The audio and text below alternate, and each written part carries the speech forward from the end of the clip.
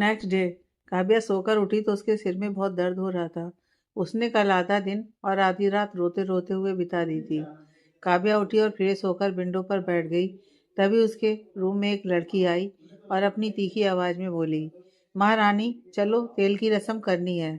काव्या ने उस लड़की की तरफ देखा और हल्की मुस्कान के साथ बोली, सलोनी दीदी आप कब आई? सलोनी काव्या को तीखी नजरों के साथ देखते हुए बोली, मेरी प्यारी बहन की शादी फिक्स हो गई, सुनते ही आ गई। काव्या सलोनी के बोलने के तरीके से ही समझ गई थी कि सलोनी उसको तंज कस रही है। काव्या ने कुछ नहीं कहा। काव्या पहले से ही जानती थी सलोनी उसको पसंद नहीं करती है। सलोनी ने फिर काव्या से कहा, चलो माँ इंतजार कर रही हैं। काव्या उठी और सलोनी ने जो कपड़े दिए वो पहनकर उसके साथ बाहर आ गई। घर में बहुत करीबी रिश्तेदार थे, जैसे काव्या की बुआ और मामा और उनकी बहन। बस मोहल्ले से कोई भी नहीं था। काव्या की तेल की रस्म शुरू हो गई। काव्या बस शांति से बैठी थी। अब उसकी आंखों के आंसू खत्म हो गए थे और उसने इस शादी को एक्सेप्ट कर लिया था। देखते ही देखते दिन निकल गया। कुछ रस्में आज हुई और कुछ कल होनी थी। ऐसे ही दूसरा दिन भी शुरू हो गया। आज काव्या की हल्दी और मेहंदी की रस्म थी। काव्या अपने रूम में पीली साड़ी पहने खड़ी थी और बाहर से सलोनी के आने का इंतजार कर रही थी। सलोनी उसको लड़के वालों के घर से आए थाल को रखकर चली गई थी। उनके घर में रस्म थी। लड़के वाले हल्दी और मेहंदी के लिए कपड़े और शगुन की थोड़ी सी हल्दी और मेहंदी भेजते हैं। सबसे पहले वही लड़की को लगाई जाती है, उसके बाद आगे रस्म शुरू होती है। काव्या अपने बेड पर रखी मेहंदी और हल्दी को देख रही थी। उसने क्या सपने संजोए थे और क्या हो रहा था उसके साथ। काव्या अपनी किस्मत को कोस रही थी कि उसके कानों में आवाज पड़ी, इतना अफसोस हो रहा है क्या? पर तुमने अपने लिए खुद ये जिंदगी चुनी है। काव्या आवाज सुनकर चौंक गई और पलटी तो एकांश विंडो के पास हाथ बांधे खड़ा था। काव्या डर गई और जल्दी से एकांश के पास आकर बोली, आप फिर यहाँ क्यों आए हैं? एकांश डेवली स्माइल के साथ बोला, तुमको याद दिलाने, कल तुमको सारी मीडिया के सामने सॉरी बोलना है। काव्या, मैं बोल दूंगी, अब आप जाइए यहाँ से। एकाश अपनी आंखें छोटे करते हुए बोला, तुम्हारे अंदर इतनी हिम्मत आ गई है कि मुझे भगा रही हो? काव्या डर से एक बार पीछे पलटकर डोर की तरफ देखते हुए बोली, देखिए सर, प्लीज यहाँ से चले जाइए, दीदी आती होंगी। इतना बोलकर काव्या ने अपना सिर एकांश की तरफ किया तो उसका मुंह एकांश के सीने से टकरा गया। एकांश उसके बिल्कुल पास में आकर खड़ा हो गया था। काव्या और घबरा गई और जल्दी से अपने कदम पीछे ले लिए और घबराई हुई सी इधर उधर देखने लगी। एकांश काव्या की तरफ अपने कदम बढ़ाने लगा तो काव्या और घबरा गई और पीछे की तरफ होने लगी। एकांश काव्या को देखते हुए बस उसकी तरफ बढ़ता जा रहा था और काव्या डर से पीछे हो रही थी। काव्या पीछे होते होते पीठ के बल बेड पर गिर पड़ी। काव्या की आंखें और बड़ी हो गई और वो जल्दी से उठकर बैठ गई। एकांश बेड के पास ही हैंड फोल्ड करके खड़ा हो गया और काव्या को देखते हुए बोला, तुम इतना भी क्यों घबरा रही हो? काव्या अपने सेंस में आई और जल्दी से खड़े होते हुए बोली, घबराओ नहीं तो क्या करूं? आप हर बार मेरी मुसीबत बढ़ाने आ जाते हैं। आपको अंदाजा भी है, अगर किसी ने आपको मेरे रूम में देख लिया तो कितना बड़ा बवाल हो जाएगा। लोग कैसी कैसी बातें बनाएंगे। एकांश ने काव्या को घूर कर देखा, फिर उसका हाथ पकड़ते हुए बोला, क्या बातें बनाएंगे? काव्या शॉक हो गई और अपने हाथ को देखने लगी। बेड पर गिरने से काव्या का हाथ थाल पर पड़ गया था, जिससे उसके एक हाथ में हल्दी और दूसरे हाथ में मेहंदी लग गई थी। एकांश अपने हाथों से काव्या के हाथ में लगी हल्दी रब करते हुए बोला, बातें तो कल बनेगी, तुमको उसके लिए रेडी होना चाहिए। काव्या फिर सिर उठाकर एकांश को देखने लगी। एकांश ने फिर काव्या का दूसरा हाथ पकड़ लिया और उसकी मेहंदी को देख के अंगूठे से रब करते हुए बोला, तुम ये सब रस्में बेकार ही कर रही हो। काव्या एकांश को देखने लगी। एकांश बिना किसी एक्सप्रेशन के बोला, क्योंकि कल शादी तो तुम्हारी होने नहीं वाली है।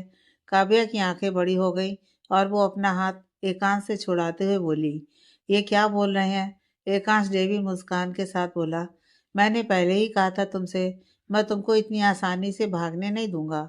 मैं यहाँ रुका हूँ, उसकी वजह से मुझे जो लॉस हो रहा है उसकी कीमत तो तुम्हें चुकानी ही पड़ेगी। और कल जब तुम शादी के टाइम पर सभी के सामने माफ़ी मांगोगी तो मुझे नहीं लगता कि वो लड़का ये जानने के बाद कि तुमने किससे पंगा लिया है तुमसे शादी करेगा। काव्या की आंखों में आंसू आ गए और वो एकांश को देखते हुए बोली, आप ऐसा क्यों कर रहे हैं? आखिर बिगाड़ा क्या है मैंने आपका? एकांश बिना किसी एक्सप्रेशन के बोला, सबसे पहले तो मेरे डैड को गलत शब्द बोले, दूसरा मेरे सामने अपनी ये लंबी जबान खोली, और सबसे इम्पोर्टेंट, कल जब मैंने बोला शादी के लिए मना कर दो तो तुमने मेरी बात नहीं सुनी, और मेरी कोई बात ना सुने तो मेरे ईगो पर आ जाता है। उसके बाद मैं अपने ईगो को सेटिस्फाइड करने के लिए कुछ भी कर सकता हूँ।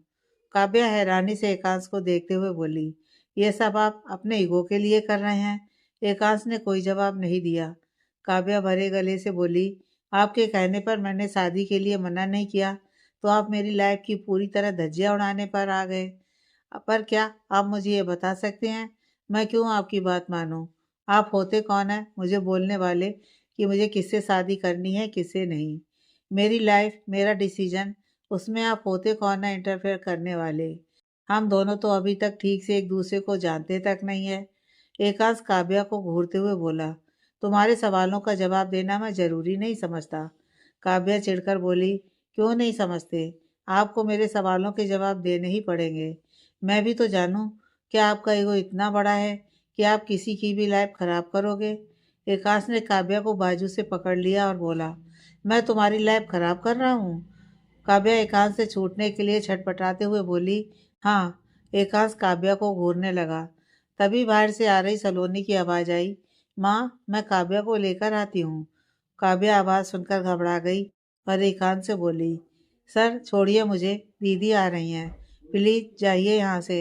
एकांश ने कोई रिस्पॉन्स नहीं दिया तो काव्या नम आंखों से एकांश को देखते हुए बोली, प्लीज सर, छोड़ दीजिए। एकांश ने काव्या को छोड़ दिया। काव्या फिर बोली, प्लीज आप जाइए। एकांश ने अपनी आंखें छोटी कर लीं और बेड पर बैठकर अपने पैर के ऊपर पैर रखते हुए बोला, जा तो मैं कहीं नहीं रहा। तब तक काव्या को सलोनी की अपने रूम की तरफ आने की आहट बढ़ती हुई सुनाई दी। काव्या ने एक नज़र एकांश को घूर कर देखा, फिर बेड से हल्दी मेहंदी की थाल उठाकर बोली, बने रहिए यहीं पर, कसम जो खाई है आपने मेरी जिंदगी नरक बनाने की। इतना बोलकर काव्या ही रूम से बाहर चली गई।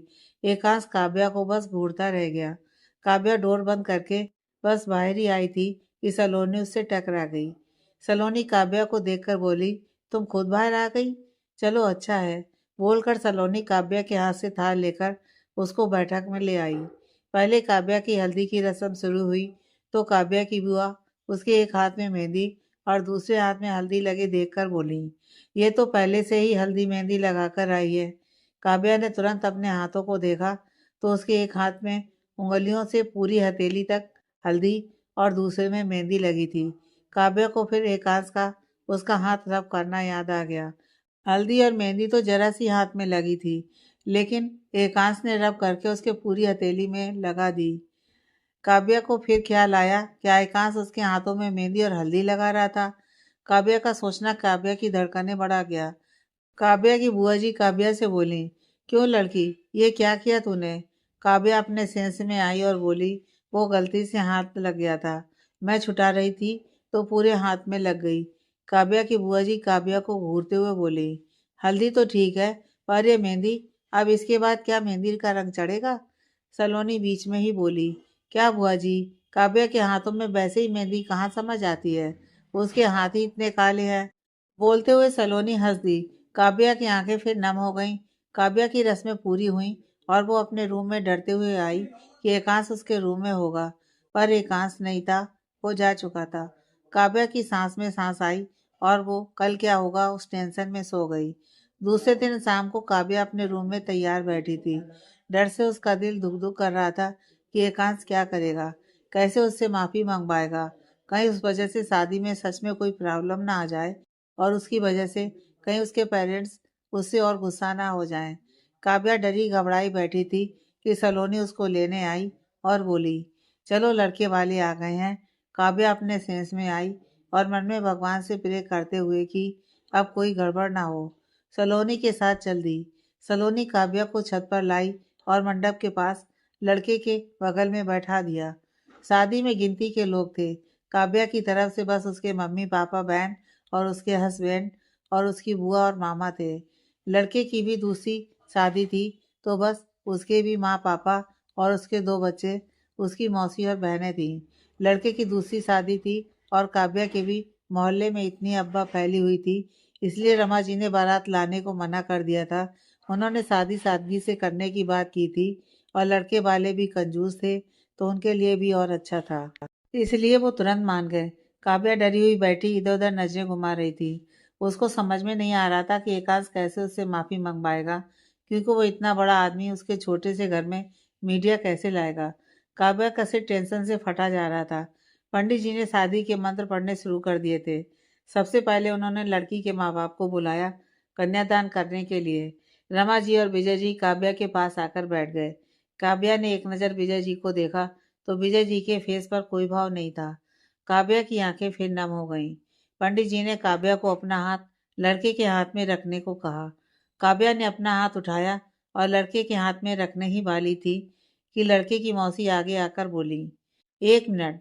सभी उनको देखने लगे। लड़के की माँ ने उनसे पूछा, क्या हुआ दीदी? तो लड़के की मौसी उनके पास आई और अपने फ़ोन में कुछ दिखाने लगी। सभी हैरान परेशान उन दोनों को देख रहे थे, पर थोड़ी दूर पर खड़ी सलोनी मुस्कुरा रही थी। लड़के की माँ ने फ़ोन में कुछ देखा और एक गरज वाली आवाज़ के साथ बोली, रमा जी, विजय जी, मुझे आपसे बात करनी है। रमा जी बोली, क्या हुआ बहन जी? शादी हो जाने दीजिए, फिर बात करते हैं। लड़के की माँ गुस्से से बोली, आप अपनी इस कुलक्षणी बेटी को ऐसे ही हमारे माथे मरना चाहती हैं? रमा जी हैरानी से बोली, ये आप कैसी बातें कर रही हैं बहन जी? लड़के की माँ, रमा जी, मैं बिल्कुल सही बोल रही हूँ। मैंने तो सोचा था इस लड़की का भला कर रही हूँ, ऐसे तो इस कलमुही को लड़का मिलेगा नहीं। सोचा कुछ पुण्य का काम कर दूं, पर आपकी लड़की के लक्षण जानने के बाद इससे तो कोई बूढ़ा भी शादी ना करे। काव्या की आंखों से आंसू निकलने लगे। लड़के की माँ लड़के से बोली, चलो उठो, अब ये शादी नहीं होगी। लड़का तुरंत खड़ा हो गया। रमा जी और विजय जी भी खड़े हो गए। रमा जी लड़के की माँ के सामने हाथ जोड़ते हुए बोली, बहन जी, ऐसा मत करिए। अगर ये शादी नहीं हुई तो हमारी बहुत बदनामी होगी। लड़के की माँ, आपकी इज्जत भी है। अब समझ आ रहा है कि आप लोग 4 लोगों के बीच में शादी क्यों चाहते थे, वरना सच सामने नहीं आ जाता। ये लड़की आधी रात को लड़कों की बड़ी बड़ी गाड़ियों में बैठकर जाती है और रात भर गायब रहती है। रमा जी, बहन जी, आपको कोई गलत फहमी हुई है, वो वीडियो झूठा है। लड़के की माँ, मैंने अपनी आंखों से वीडियो देखा है, असली और नकली में फर्क कर सकती हूँ। इतना बोलकर लड़के की माँ ने सभी से कहा, चलो। अब सभी जाने को तैयार हो गए तो रमा जी भागकर लड़के के माँ बाप के सामने आई और हाथ जोड़कर बोली, बहन जी, बच्चे हैं, गलतियां हो जाती हैं। आपकी भी बेटी है, अगर उसकी शादी ऐसे टूटेगी तो क्या बीतेगी आप लोगों पर? कुछ तो हमारी मजबूरी समझिए। लड़के की माँ तहस में बोली, आप अपनी बेटी को मेरी बेटी से कंपेयर मत करिए। रमा जी, मेरा वो मतलब नहीं था, पर भगवान के लिए कुछ तो सोचिए। लड़के की माँ शांत हो गई और इशारे में अपने पति और बहन से बात करने लगी। 2 मिनट बाद लड़के की माँ एटीट्यूड के साथ बोली, ठीक है, आप इतना गिड़गिड़ा रही हैं तो शादी नहीं तोड़ती, पर अब आपको शादी में दहेज देना होगा, 5 लाख रुपए। दहेज का नाम सुनते ही रमा जी के पैरों तले जमीन खिसक गई। वो भरे गले से बोली, पर हम अभी इतना पैसा कहाँ से लाएंगे? लड़के की माँ, देखिए बहन जी, आपकी बेटी के जो लक्षण हैं, उसके बाद मैं शादी के लिए मान गई, यही बहुत है। और क्या भरोसा, कल को या फिर किसी लड़के के साथ भाग जाए। कुछ तो हमको भी चाहिए ना। रमा जी ने आंखों में आंसू लिए एक नज़र विजय जी की तरफ देखा तो विजय जी सिर नीचे किए शांति से खड़े थे। रमा जी फिर गुस्से में काव्या की तरफ देखने लगी। काव्या सिसकियां भरकर रो रही थी। रमा जी ने काव्या को चिढ़ से देखा और लड़के की माँ से बोली, बहन जी, आप अभी शादी कर लीजिए, मैं दहेज की पूरी रकम आपको बाद में दे दूंगी। लड़के की माँ, माफ करिएगा, पहले रकम फिर शादी। हम नीचे बैठते हैं, आप लोग आपस में बात कर लीजिए। इतना बोलकर लड़के वाले छत से नीचे आकर बैठक में बैठ गए। रमा जी काव्या के पास आईं और उसको मारने लगी और बोली, मनूस, तू मर क्यों नहीं जाती? जब से हुई है तब से बस सब बर्बाद करने पर तुली है। विजय जी आंखों में आंसू लिए रमा जी को देख रहे थे। इनका कलेजा फटा जा रहा था, पर वो शांत थे। सलोनी साइड में खड़ी मुस्कुरा रही थी। काव्या को मार खाता देख उसके कलेजे को ठंडक मिल रही थी।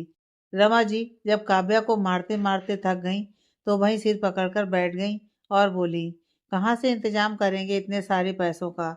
सलोनी मौके का फायदा उठाने के लिए रमा जी के पास आई और उनको शांत कराते हुए बोली, माँ शांत हो जाओ, आप ऐसे क्यों रो रही हो।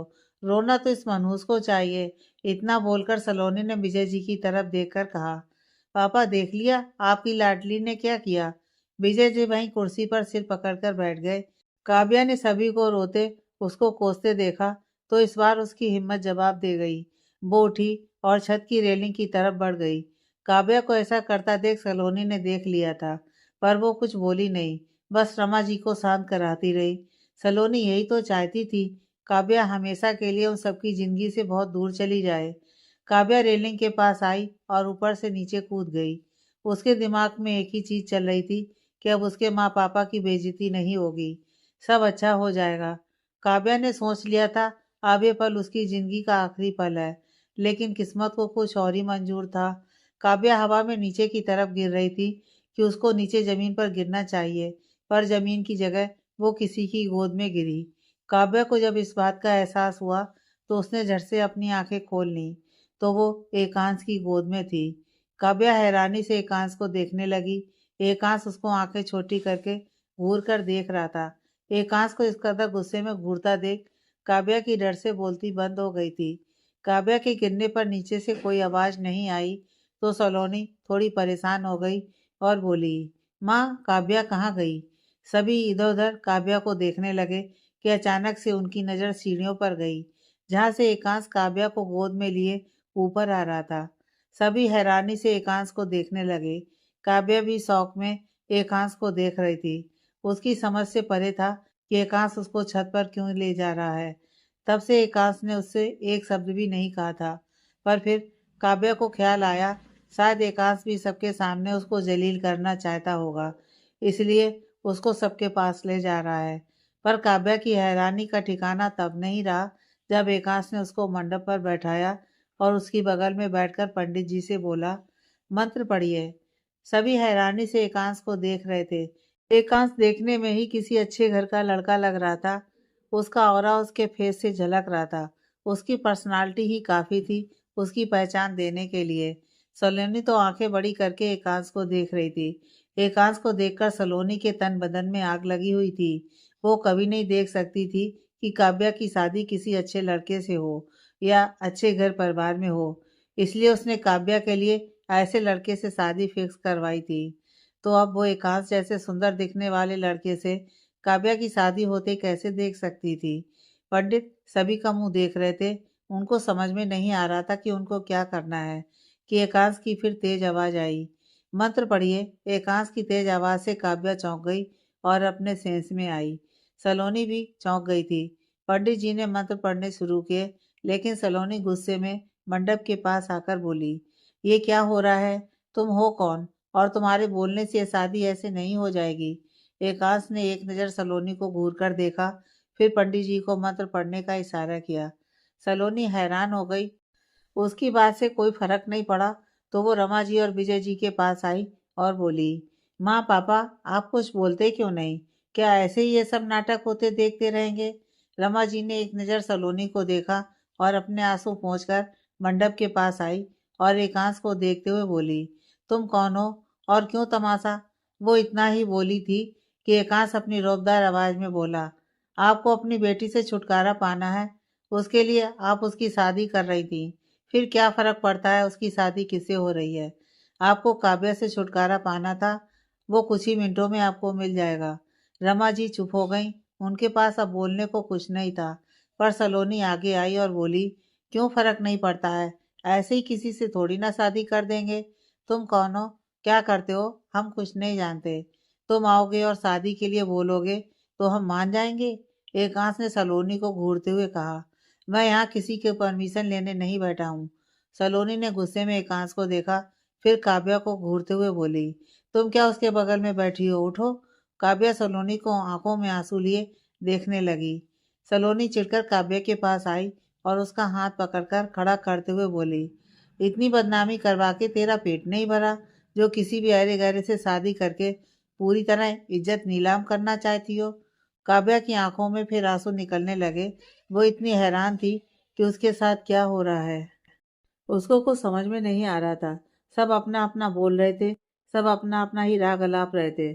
उसके दिल दिमाग पर क्या बीत रही थी, उसकी किसी को चिंता नहीं थी। सलोनी काव्या को खड़ा कर रही थी कि एकांश ने काव्या का हाथ पकड़कर अपनी बगल में बैठा लिया और अपनी तेज आवाज में बोला, इनफ इज इनफ। मैं शांत हूँ, इसका मतलब यह नहीं कि कोई भी रास्ते चलता इंसान आकर मेरी होने वाली वाइफ पर रोब दिखाएगा। सलोनी गुस्से में बोली, रास्ते चलता किसको बोला? मैं काव्या की बहन हूँ। एकांश, जैसे ही काव्या मेरे साथ मंडप पर बैठी, तुम सबसे उसका रिश्ता टूट गया और अब किसी ने एक शब्द भी मेरी वाइफ के खिलाफ बोला तो मैं पुलिस बुलाने से पीछे नहीं हटूंगा। सलोनी और हैरान हो गई और एकांत से बोली, तुम आखिर हो कौन और काव्या से शादी क्यों करना चाहते हो? एकांत, मैं वही हूँ जिसके साथ काव्या रात को अपनी जिंदगी अपने तरीके से जीने गई थी और दूसरे सवाल का जवाब देना मैं जरूरी नहीं समझता। एकांश की बात सुनकर सलोनी के हाथ से काव्या का हाथ छूट गया। क्या सच में एकांश वो लड़का था जिसके साथ काव्या गई थी? उसने तो सोचा था कोई बुढ़ा होगा, क्योंकि एकांश जैसा लड़का काव्या जैसी लड़की को एक नज़र देखना तक पसंद ना करे, साथ में जाना तो बहुत दूर की बात थी। एकांश की बात से तो रमा जी और विजय जी भी हैरान थे। विजय जी सबसे ज्यादा एकांश की इस बात से हैरान थे कि काव्या अपनी जिंदगी अपने तरीके से जीने गई थी। ये बात सच भी तो थी, बस उन्होंने ही तो काव्या को प्यार किया, वरना यह सच तो वो भी जानते थे। सलोनी और रमा जी काव्या को बिल्कुल प्यार नहीं करते थे। काव्या को बचपन से बस उसके रंग रूप की वजह से ताने ही मिले थे। एकांश की बातें सुनकर विजय जी ने कुछ भी कहना सही नहीं समझा, ना ही शादी को रोकना सही समझा। उनको अब कहीं ना कहीं खुशी थी कि उनकी बच्ची की शादी ऐसे लड़के से हो रही थी जो उसके लिए स्टैंड लेने की हिम्मत रखता था। एकांश फिर पंडित जी से बोला, आपको अलग से समझाना पड़ेगा क्या? पंडित जी तुरंत डर से मंत्र पढ़ने लगे। जल्दी ही एकांश और काव्या की शादी हो गई और सब बुद्ध बने बस देखते रहे। एकांश के औरा के आगे किसी की हिम्मत नहीं थी कि कोई एकांश को रोके। एकांश काव्या से शादी करके रमा जी के पास आया और बोला, आप अपनी बेटी को फ्री में बेचना चाहती थी? रमा जी एकांश को देखने लगी। एकांश ने नोटों की गड्डी अपनी पॉकेट से निकाली और रमा जी का हाथ पकड़कर उनके हाथ पर रखते हुए बोला, पर उसको मैं पूरी कीमत के साथ खरीद रहा हूँ। कम पड़े तो बता दीजिएगा और दे दूंगा। वैसे तो इंसानों की कोई कीमत नहीं होती, पर आप जैसे लोगों की नज़रों का क्या ही कहना।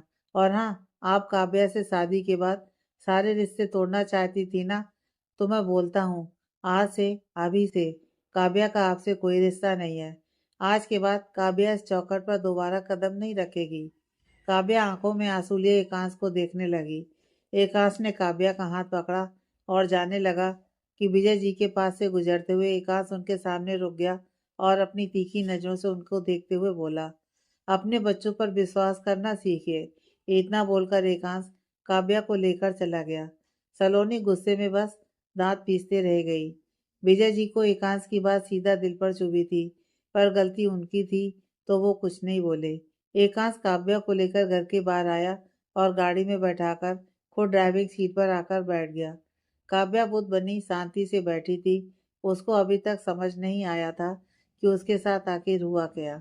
ये सब उसके सपने में हो रहा था क्या? यह सच कैसे हो सकता था? यह सब कितना अजीब था, किसी फिल्म जैसा, या जैसा हमको सिंड्रेला की कहानी में सुनने को मिलता है। एक भद्दी सी लड़की जिसके घर वाले उसको पसंद नहीं करते हैं, उसको कोसते हैं, फिर वो एक राजकुमार से मिलती है और राजकुमार को उससे प्यार हो जाता है। फिर राजकुमार उस लड़की को अपने साथ ले जाता है। फिर हैप्पी एंडिंग। पर रियलिटी से इन सब का दूर दूर तक कोई नाता नहीं होता। यहाँ वही खुश रहता है जो देखने में अच्छा और अमीर होता है। देखने में अच्छा ना भी हो तो अमीर होना ज़्यादा ज़रूरी है, क्योंकि अगर आप अमीर हो तो आप पैसे से अपना रंग रूप सब बदल सकते हो। आज तो सभी भगवान बन गए हैं, किसी को भी कुछ भी बना देते हैं। भद्दे से भद्दा इंसान ऐसे बन जाता है जैसे स्वर्ग से उतरी अप्सरा। अब तो बच्चा पैदा करने के लिए भी माँ की कोख की जरूरत नहीं पड़ती, सब कुछ मशीनों से हो जाता है। ये तो फिर भी रंग रूप बदलने की बात थी, सब पैसों का खेल था। लेकिन एकांश, वो तो इतना अमीर, इतना पावरफुल, इतना स्मार्ट, उसको तो कोई भी चुटकी बजाती लड़की मिल जाती। और मिल क्या जाती, उस रूही से उसकी शादी होने तो वाली थी। रूही कितनी अच्छी दिखती है, किसी मॉडर्न जैसी। रूही जैसी खूबसूरत लड़की को छोड़कर एकांश ने उससे शादी क्यों की? ये बात उसके समझ से परे थी। काव्या अपनी सोच में डूबी थी। इस बीच वो कब एकांश के घर पहुंच गई, उसे पता ही नहीं चला।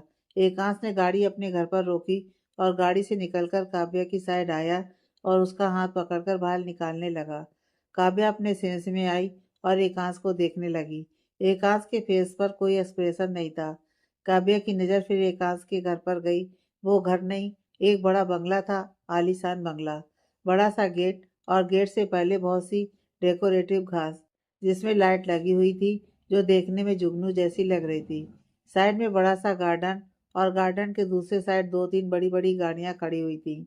काव्या को पूरा बंगला देखने के लिए अपना सिर ऊपर करना पड़ा। काव्या ने ऐसा आलीशान बंगला पहली बार देखा था। एकांश ने काव्या का हाथ पकड़ा और उसको घर के अंदर ले जाने लगा। काव्या शांति से उसके पीछे चल रही थी।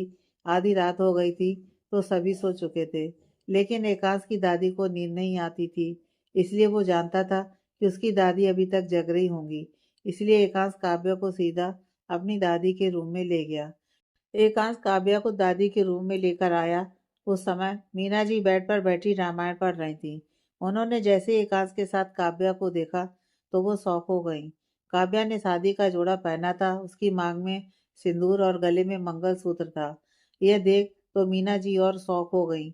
मीना जी ने फिर एकांश को देखा और कुछ सोचते हुए बोली, तुमने शादी कर ली? एकांश बिना एक्सप्रेशन के बोला, आपकी विश थी, पूरी तो करनी थी। अब आप मुझसे दूर जाने की बेकार सी बातें मत करना। काव्या एकांश को देखने लगी। अब उसको कुछ कुछ समझ आ रहा था। शायद एकांश की दादी ने एकांश से शादी करने को कहा होगा, इसलिए एकांश ने उससे शादी कर ली। लेकिन एकांश ने उससे शादी क्यों की? वो तो रूही से भी शादी कर सकता था। काव्या फिर अपने ही सवालों और जवाबों में फंसकर रह गई थी। एकांश डोर पर खड़ी सोच रही थी, क्या एकांश ने उसकी दादी की वजह से उससे शादी की? पर क्यों? वो तो रूही से भी शादी कर सकता था। कि उसको मीना जी की आवाज़ सुनाई दी, तुम वहाँ क्यों खड़ी हो? इधर आओ। एकांश अपने सेंस में आई और धीरे धीरे मीना जी की तरफ बढ़ने लगी। उसको अंदर से डर लग रहा था, कहीं मीना जी उसको गलत समझकर मारने ना लगें। उनका पोता इतना सुंदर, वो लोग इतने बड़े घर के लोग, और वो कैसी दिखती है? अरे पोता छोड़ो, खुद मीना जी इतनी उम्र की होने के बाद भी कितनी सुंदर थी। उनकी स्किन कितनी चमकदार लग रही थी। शायद एकांश को अपनी दादी से स्किन आनुवांशिक गुण के रूप में मिली हुई होगी। काव्या मीना जी के सामने कुछ नहीं थी। एकांश तो उसकी पहुंच से कोसों दूर था। काव्या को लग रहा था, जब मीना जी इस एज में इतनी खूबसूरत हैं तो अपनी उम्र में तो लड़कों की लाइन लगती होगी उनके लिए, और वो रोज़ 75 लड़कों को रिजेक्ट करती होंगी। और जो लेडी 75 लड़कों को खुद रिजेक्ट करती होगी, वो उसको अपने सुंदर दिखने वाले पोते के लिए बहू के रूप में कैसे एक्सेप्ट करेगी? काव्या अपने ख्यालों में खोई डरी हुई सी मीना जी के पास आई। मीना जी काव्या को ऊपर से नीचे तक देखने लगी, जिससे काव्या और सहम गई। काव्या को अब लग रहा था, अब तो उसका रोड पर आना पक्का। एकांश ने उससे शादी करके उसके घर वालों से सारे रिश्ते तोड़ दिए, और एकांश के घर वाले उससे कोई रिश्ता रखेंगे नहीं। वो अब कहाँ जाएगी? क्या अब उसको अपनी बाकी की लाइफ बिना परिवार के रोड पर बितानी पड़ेगी? काव्या सोच रही थी कि अचानक वो चौंक के अपने ख्यालों से बाहर आई और मीना जी को देखने लगी। मीना जी उसकी उंगली में अपनी उंगली से डायमंड की रिंग निकाल कर पहना रही थी। काव्या हैरानी से मीना जी को देखने लगी। मीना जी रिंग पहनाकर काव्या की बलाएं लेते हुए बोली, बहुत प्यारी बहू है मेरी, किसी की नज़र ना लगे। काव्या को उल्टी करने का मन किया, उस जैसी को भी नज़र लग सकती है क्या? लोग उसको नज़र के टीके के रूप में यूज़ कर लें। क्या मीना जी उसकी फिरकी ले रही थी, या एकांश के सामने बस उसको एक्सेप्ट करने का नाटक कर रही थी? यह सब हो क्या रहा था? काव्या का मन तो कर रहा था कि एक बार वो जोर से चीख ले, ताकि उसका मन कुछ हल्का हो सके। कब से उसके दिल में बहुत कुछ भरा हुआ था, जिसको वो बाहर नहीं निकाल पा रही थी।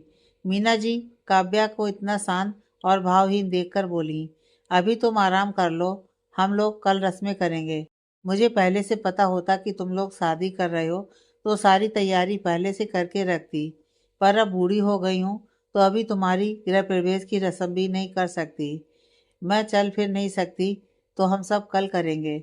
मीना जी की बातें सुनकर काव्या ने अपनी नज़र घुमाकर इधर उधर देखा तो बेड के बगल में व्हीलचेयर रखी थी। काव्या कुछ नॉर्मल हुई, पर अभी भी उसके अंदर तूफान उठा हुआ था। एकांश ने मीना जी से कहा, आप कितना सोचती हो, थोड़ा कम सोचा करो। मीना जी मुस्कुरा दी। एकांश ने उनको बेड पर लिटा दिया और बोला, अब सो जाइए। मीना जी मुस्कुराकर बोली, अब तो चैन की नींद आएगी। एकांश हल्का सा मुस्कुरा दिया और उठकर रूम की लाइट ऑफ करके रूम के बाहर जाने लगा तो काव्या भी उसके पीछे चल दी। एकांश अपने रूम में आया तो काव्या उसके रूम के बाहर ही रुक गई। एकांश काव्या को देखकर बोला, अंदर आ सकती हो। काव्या अंदर आ गई तो एकांश अपनी वॉच निकाल रहा था। एकांश ने काव्या से फिर कुछ नहीं कहा और बाथरूम में चला गया। काव्या चुपचाप खड़ी थी और नजरें घुमाकर रूम को देख रही थी। एकांश का रूम उसके रूम से बहुत बड़ा था। उसके रूम जैसे तो 4 रूम निकल जाएं। बीच में बिग किंग साइज का बेड पड़ा था। उसमें बहुत सारी पिलो सलीके से रखी थी। एक साइड कबर्ड बना था, दूसरी साइड एक गिलास का कबर्ड था जिसमें खूब सारी वॉच रखी थी और सारी ब्रांडेड, ऐसे हाई ब्रांड जो काव्या ने कभी सुने भी नहीं थे। इससे पता चलता था एकांश को वॉच का बहुत शौक होगा, इसलिए उसके पास इतना अच्छा कलेक्शन था। काव्या एकांश के रूम को एक्सप्लोर कर रही थी कि एकांश चेंज करके रूम में आया। काव्या फिर एकांश को देखने लगी। एकांश ने टी शर्ट और कार्गो पैंट पहना था। एकांश देखने में किसी कॉलेज गोइंग बॉय जैसा लग रहा था। एकांश ने एक नज़र काव्या को देखा, फिर अपने बेड पर जाकर लेटते हुए बोला, वो सामने जो डोर है उसके अंदर स्टडी रूम है, तुम वहाँ आराम से सो सकती हो। सोफा और काउच दोनों पड़े हैं, जिसमें तुमको कंफर्टेबल फील हो उस पर सो जाना, तुम्हारे साइज के हिसाब से परफेक्ट होगा। बोलकर एकांश ने रूम की लाइट ऑफ की और सो गया। काव्या बस हैरानी से उसको देखती रह गई। उसको कितने सवाल पूछने थे एकांश से, और वो ऐसे ही सो गया। वो ऐसे कैसे सो सकता था? उसकी लाइफ की पूरी तरह बैंड बजाने के बाद एकांश को नींद भी कैसे आ सकती थी? पर अभी काव्या खुद थक चुकी थी कि अभी उसके पास एकांश को उठा के उससे सवाल जवाब करने की हिम्मत नहीं थी। और क्या पता एकांश को गुस्सा आ गया और उसने उसको घर से बाहर निकाल दिया तो?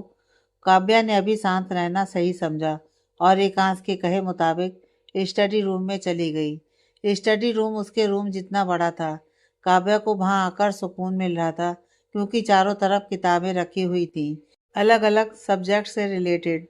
एक साइड में सोफा और उसके पास टेबल रखी थी, दूसरी साइड एक काउच पड़ा था और उसके सामने भी एक टेबल रखी थी, लेकिन छोटी सी, ऐसा बोल सकते हैं नाश्ता रखने के लिए छोटू सी टेबल। वो एक परफेक्ट रूम था। काव्या को वहाँ सब कुछ मिला, बस बाथरूम छोड़कर। अगर बाथरूम भी उसके अंदर होता तो काव्या इस रूम से बाहर जाने का सोचती भी नहीं। काव्या को पढ़ने का बहुत शौक था और उसको अपनी मनपसंद चीज़ें मिल गई थीं। अब उसको बिल्कुल बुरा नहीं लग रहा था कि एकांश ने उसको स्टडी रूम में जाकर सोने को कहा। काव्या आई और सोफे पर बैठ गई, लेकिन तभी उसको एहसास हुआ उसने तो लहंगा पहना है, वो लहंगे में कैसे सोएगी? पर अभी वो कपड़े भी कहाँ से लाएगी? सोचते हुए वो सोफे पर लेट गई। सोफा उसके लिए एकदम परफेक्ट था, जैसा आकाश ने बोला था। ऊपर से वो दुबली पतली सी थी, तो वैसे भी कोई प्रॉब्लम नहीं होने वाली थी। काव्या को वैसे तो नींद नहीं आ रही थी, क्योंकि उसके जहन में अभी तक जो कुछ हुआ वो सब घूम रहा था। उसके लिए अभी भी यह सब एक सपने जैसा था। उसको नींद ना आ रही हो, पर उसका शरीर थक चुका था। 3 दिन से वो ठीक से सोई नहीं थी। उसने अपनी रातें रोते हुए बिताई थीं, तो काव्या की आंखें अपने आप भारी हो गईं और वो कब सो गई उसे पता ही नहीं चला। कुछ समय बाद एकांश स्टडी रूम में आया और सोती हुई काव्या के पास आकर बैठ गया। एकांश के फेस पर अभी भी कोई एक्सप्रेशन नहीं थे। एकांश ने काव्या को देखा और उसके ऊपर से चुन्नी हटाने लगा। काव्या ने अपने बालों से चुन्नी हटा के अपने ऊपर डाल ली। एकांश ने काव्या के हाथ से चुन्नी हटाई और उसकी बाजू को छूकर देखने लगा। काव्या की बाजू में कट के निशान लगे थे। उनका खून अब सूख चुका था, लेकिन खून की परतें हटाने पर फिर से खून निकल सकता था।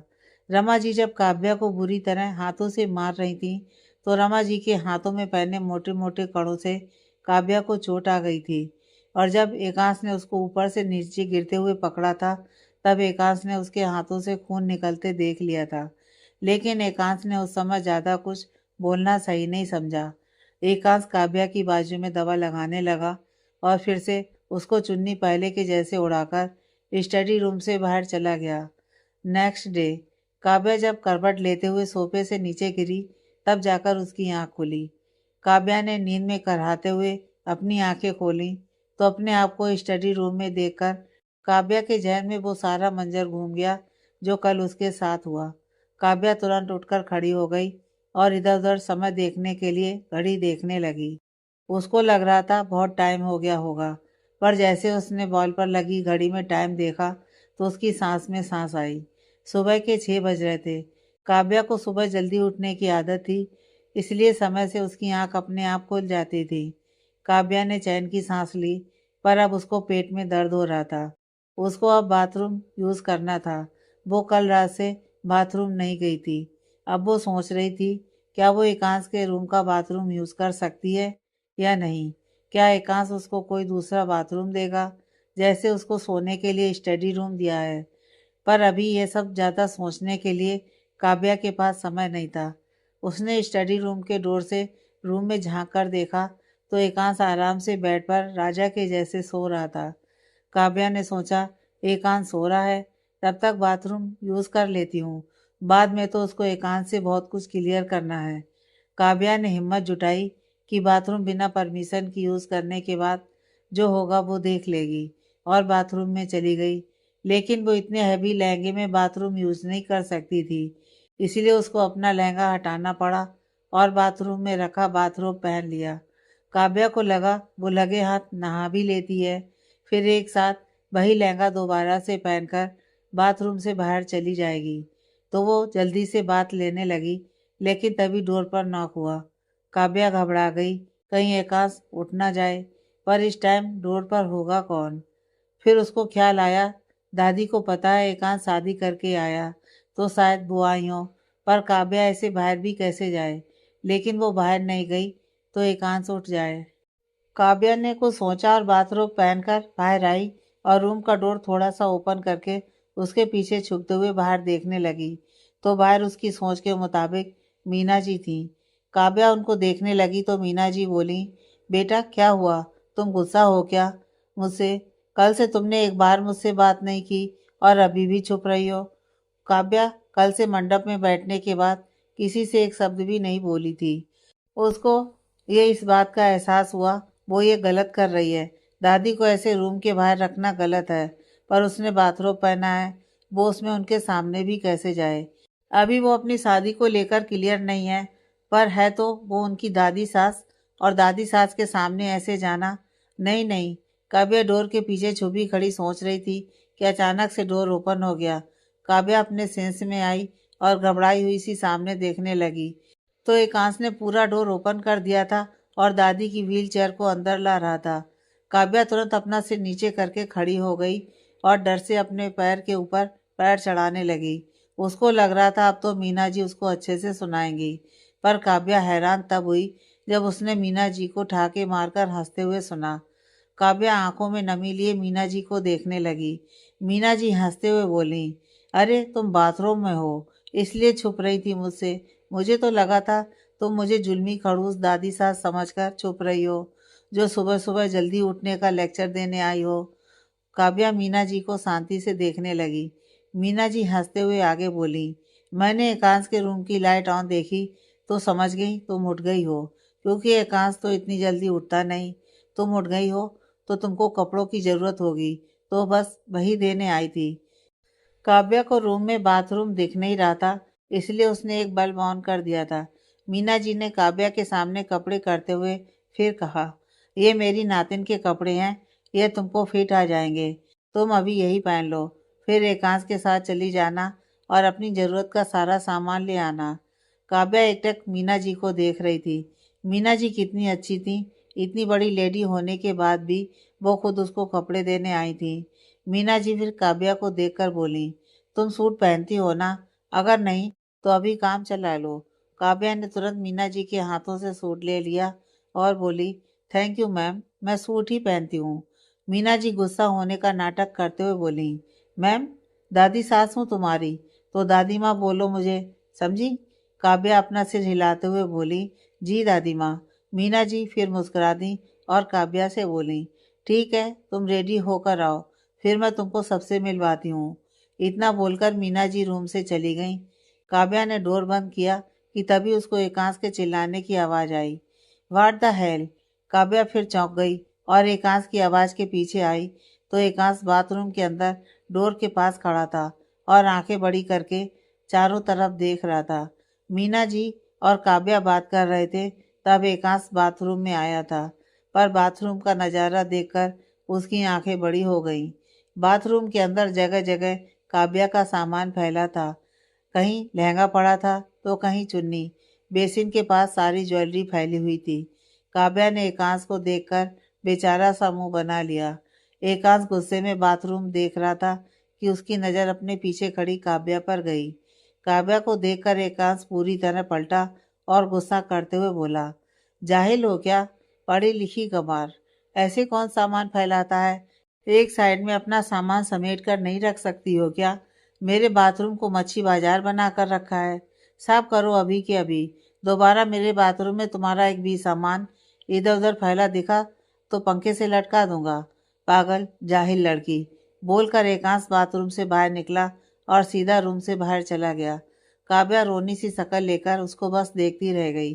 काव्या बहुत जल्दी में थी, ऊपर से उसको फिर से वही कपड़े पहनने थे, तो उसने सोचा था जितना टाइम समेट कर रखेगी उतने टाइम में तो नहा धो के दोबारा से रेडी हो जाएगी। पर एकांश भी उठ जाएगा, उसके दिमाग में ये ख्याल आया ही नहीं था। लेकिन अब काव्या ये जरूर समझ गई थी कि एकांश ने उससे शादी क्यों की, ताकि अपना गुस्सा निकाल सके। एकांश को तो फ्री का गुस्सा निकालने वाली मशीन मिल गई। काव्या आंखों में आंसू लिए बाथरूम के अंदर आई और अपना सारा सामान उठाकर फिर से स्टडी रूम में आ गई। काव्या ने अपना लहंगा फोल्ड करके एक साइड में रखा और सोचने लगी, वो कपड़े यहीं चेंज कर लेगी।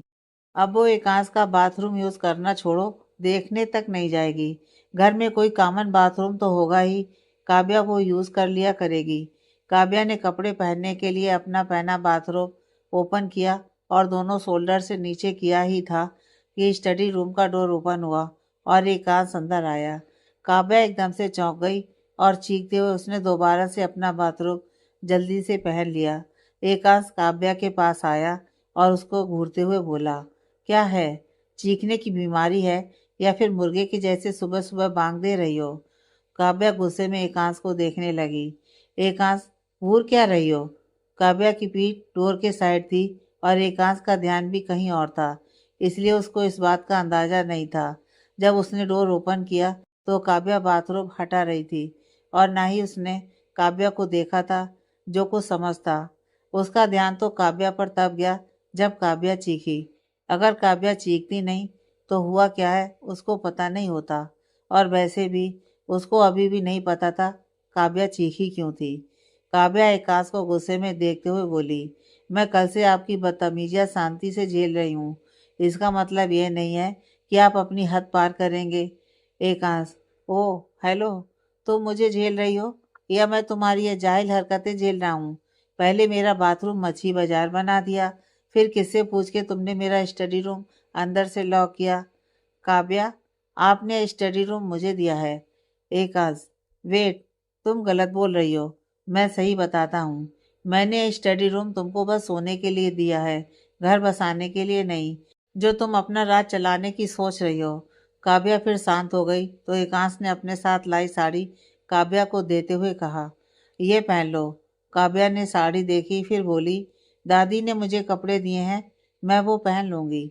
एकांश, तुम वो नहीं पहनोगी। काव्या, क्यों? एकांश काव्या की तरफ उसको घूरते हुए बढ़ने लगा तो काव्या डर से अपने कदम पीछे लेने लगी, लेकिन 2 कदम ही पीछे होते काव्या टेबल से टकरा गई और पीछे को गिरने लगी। एकांश ने उसका हाथ पकड़कर ठीक से खड़ा किया और बोला, मुझे मेरी बात पर क्रॉस क्वेश्चन करने वाले बिल्कुल पसंद नहीं है। बोला, ये साड़ी पहन लो तो शांति से एक बार में बात सुन लो, इसमें ही भलाई है तुम्हारी, वरना मेरा गुस्सा तो तुम देख ही चुकी हो। काव्या डरी हुई सी एकांश को देख रही थी कि एकांश ने काव्या के हाथ में साड़ी रखी और बोला, जाओ चेंज करके आओ। इतना बोलकर एकांश काव्या से दूर हुआ और स्टडी टेबल के पास आकर उसकी ड्रॉ में कुछ देखने लगा। काव्या शांति से एकांश को देख रही थी। वो एकांश के जाने का वेट कर रही थी कि एकांश जाए तो वो चेंज करे, पर एकांश चेयर पर बैठकर वहां रखी डायरी में कुछ लिखने लगा। जब बहुत देर हो गई एकांश नहीं गया तो काव्या हिचकिचाकर एकांश से बोली, आप बाहर जाकर काम कर लो ताकि मैं चेंज कर सकूं। एकांश ने नजरें उठाकर काव्या को देखा और बोला, तुमको उतना बड़ा बाथरूम कम पड़ रहा है जो तुमको स्टडी रूम में चेंज करना है? काव्या हिचकिचाते हुए बोली, मैं यही चेंज कर लूंगी। वो बाथरूम आपका है तो आप ही यूज़ करो। मैं आपकी किसी चीज़ को यूज़ करके ख़राब नहीं करना चाहती। एकांश ने एक नज़र काव्या को घूर कर देखा, फिर डायरी में लिखते हुए ही बोला, जैसी तुम्हारी मर्जी, पर मेरे बाहर जाने से कोई फ़ायदा नहीं है। तो मेरे सामने स्टडी रूम में कपड़े चेंज करो या मेरे बाहर जाने के बाद, बात तो एक ही है। काव्या नासमझी से बोली, मतलब? एकांश, मतलब यह कि स्टडी रूम में कैमरे लगे हैं तो मैं जो लाइव देखूंगा वो मुझे टीवी स्क्रीन पर भी सेम ही दिखेगा। काव्या की आंखें बड़ी हो गई और वो अपने आप को कवर करते हुए डर से चारों तरफ देखने लगी। उसको कैमरे लगे कहीं दिखे तो नहीं। फिर उसको ख्याल आया, शायद हिडन कैमरे भी लगे हो सकते हैं। सोच के काव्या जल्दी से साड़ी लेकर स्टडी रूम से बाहर भागकर सीधा बाथरूम में घुस गई। एकांश ने एक गहरी सांस छोड़ते हुए अपने आप से कहा, बिना डर के इसको कुछ समझ नहीं आता। कुछ समय बाद 1 घंटा हो गया था। एकांश दूसरे रूम का बाथरूम यूज करके रेडी भी हो गया था, पर काव्या बाथरूम से बाहर नहीं आई थी। एकांश को कुछ गड़बड़ लगी तो वो डोर पर नॉक करते हुए बोला, बाथरूम इतना पसंद आया क्या जो अंदर ही सो गई? अंदर से काव्या अपनी परेशान आवाज में बोली, नहीं, जग रही हूँ। एकांश, तो जाग के क्या फिर से मेरा बाथरूम मच्छी बाजार बना रही हो या फिर बाथटब में मछली पकड़ रही हो जो इतना टाइम लग रहा है? बाहर आओ तुरंत। काव्या, मुझे थोड़ा और टाइम लगेगा। एकांश, देखो, मुझे ये लड़कियों वाले नाटक बिल्कुल पसंद नहीं है। एक बार कहा बाहर आओ तो एक बार में आ जाओ। एकांश की बात सुनकर काव्या ने तुरंत बाथरूम का डोर ओपन कर दिया। एकांश काव्या को देखकर बोला, तुमने अभी तक साड़ी क्यों नहीं पहनी? काव्या कुछ नहीं बोली तो एकांश बोला, क्यों सुबह सुबह चाह रही हो कि मैं तुमको पंखे से उल्टा लटकाकर पंखा चालू कर दूं? काव्या ने चिढ़कर एकांश को देखा और अपने हाथ में पकड़ी साड़ी गुस्से में एकांश के हाथ पर पटकी और उससे ब्लाउज निकालकर उसको एकांश के सामने आगे पीछे घुमाकर दिखाते हुए बोली, आपको इसका साइज दिख रहा है? फिर ब्लाउज नीचे करके खुद आगे पीछे होकर बोली, और आपको मेरा साइज दिख रहा है? यह मुझे कैसे आएगा? डालते ही शोल्डर से पूरा नीचे उतरा जा रहा है तो कैसे साड़ी पहनो? आपके फॉरेन में बिना ब्लाउज के साड़ी पहन लेती होंगी लड़कियां, पर मैं नहीं पहन सकती। अच्छा खासा दादी सूट देकर गई थी, पर नहीं, आपको अलग ही उंगली रहती है। उठा लाई ये साड़ी, एक बार भी सोचा मेरा साइज क्या है? अरे सोचना छोड़ो, आंखें होने के बाद भी देख नहीं सकते? काव्या की बात सुनकर एकांश खांसने का नाटक करते हुए अपना गला ठीक करने लगा। काव्या चुप हो गई और एकांश को देखने लगी। एकांश उसको ही देख रहा था। काव्या को एहसास हुआ उसने चिढ़ में कुछ गलत बोल दिया। कुछ क्या, कुछ ज्यादा ही गलत बोल दिया। एकांश लड़की थोड़ी ना है जो ये सब सोचेगा। वो भी गधों के जैसे क्या क्या बोल गई। काव्या फिर अपनी नजर एकांश से चुराने लगी तो एकांश उसको घूर कर वहां से डफर बोलते हुए चला गया। काव्या ने गंदा सा मुंह बना लिया, फिर अपने आप से बोली, सही तो कहा, डफर ही तो हूँ। ऐसे कौन साइज की बात करता है? बोलते हुए काव्या ने अपने सिर पर हाथ रख लिया और बोली, अब क्या करूं, क्या पहनूं? वो सूट पहन लूं क्या? पर सर ने वो सूट पहनने से मना किया है। पता नहीं सूट में क्या दिक्कत है। काव्या फिर वही खड़ी सोचने लगी, वो क्या करे, क्या करे, कि सोचते सोचते फिर 1 घंटा निकल गया। अब काव्या का दिमाग पूरी तरह खत्म हो गया था, इसलिए उसने सोचा अब वो दादी का दिया सूट ही पहन लेगी। एकांश जो बोलेगा वो देख लेगी। काव्या फिर स्टडी रूम में जाने को ही हुई थी कि एकांश रूम में आया। काव्या उसको देखकर रुक गई। एकांश काव्या के पास आया और उसको अपने हाथ में पकड़ा बैग देते हुए बोला, ये पहन लो। काव्या ने बैग लिया और उसके अंदर देखने लगी तो उसमें लेगी कुर्ती थी। काव्या कपड़े देख रही थी कि एकांश बोला, तुम्हारा साइज देख के ही लाया हूँ, फिट आएगा। तो अब बिना टाइम वेस्ट किए जल्दी रेडी हो, कंपनी भी जाना है। काव्या एकांश को फिर मुंह खोलकर देखने लगी। एकांश ने उसका मुंह बंद किया और बोला, ओनली 5 मिनट, मेरे नाश्ते का टाइम हो गया है। अगर तुम लेट होती हो तो उसके बाद तुमको नाश्ता करने का मैं एक्स्ट्रा टाइम नहीं दूंगा। इतना बोलकर एकांश चला गया। काव्या भी जल्दी से बाथरूम के अंदर भाग गई। उसने कल दोपहर से कुछ नहीं खाया था। अब उसके पेट में चूहे कूद रहे थे। आगे की कहानी नेक्स्ट।